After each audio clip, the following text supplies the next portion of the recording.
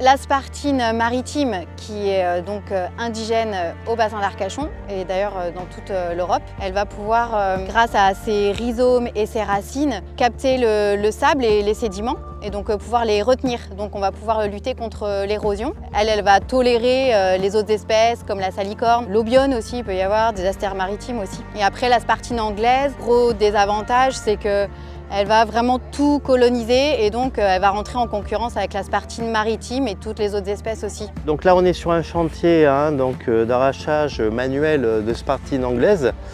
Alors l'aspartine anglaise en fait c'est une espèce exotique envahissante qui a été apportée par l'activité humaine, notamment l'ostréiculture à l'origine dans l'estuaire. Donc cette plante est allée effectivement migrer sur le bassin. Cette plante exotique envahissante, son problème, c'est qu'elle amène, on va dire, des toxines, des choses comme ça. C'est qu'elle va prendre la place d'autres plantes, d'autres espèces qui sont cousines, et donc du coup va perturber le biotope des herbiers. Voilà, il y a toujours eu des herbiers sur le bassin, notamment sur le fond du bassin. Donc ils ont une certaine utilité, notamment au niveau de la gestion et des régulations hydrauliques. Mais cette spartine anglaise va avoir tendance effectivement à prendre tout l'espace et réduire cette biodiversité. Donc c'est pour ça qu'on intervient, c'est pas tant qu'elle est inutile, c'est qu'elle va effectivement appauvrir le milieu. On voit quand même relativement bien la différence. Là vous avez la spartine maritime qui est un petit peu plus haute que la spartine anglaise et qui va être surtout très verticale dans sa végétalisation. Même les feuilles annexes vont suivre le mouvement à la verticale.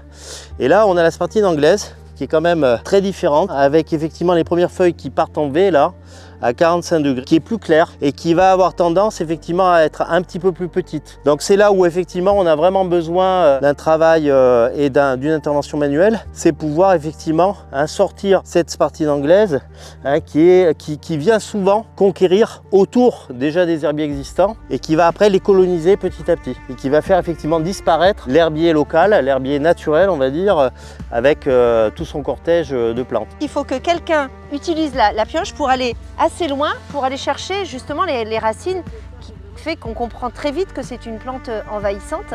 Il vaut mieux aller doucement, mais aller vraiment chercher, parce que si j'arrache comme ça, vous voyez, j'ai rien du tout, et au contraire, ça va lui donner encore plus de force.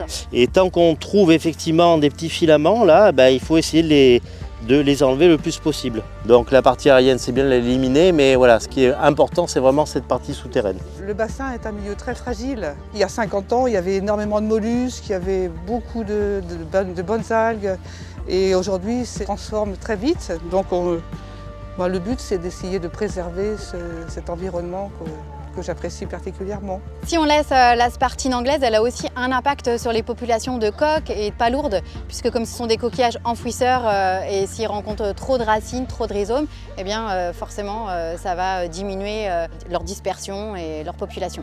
Par rapport à cette intervention, c'est qu'effectivement on ne pourra pas faire disparaître l'aspartine anglaise. L'idée c'est que cet herbier puisse continuer à prospérer avec des plantes endémiques et que cette plante exotique envahissante puisse prendre sa place et s'équilibrer dans l'herbier. Voilà, c'est ça l'idée.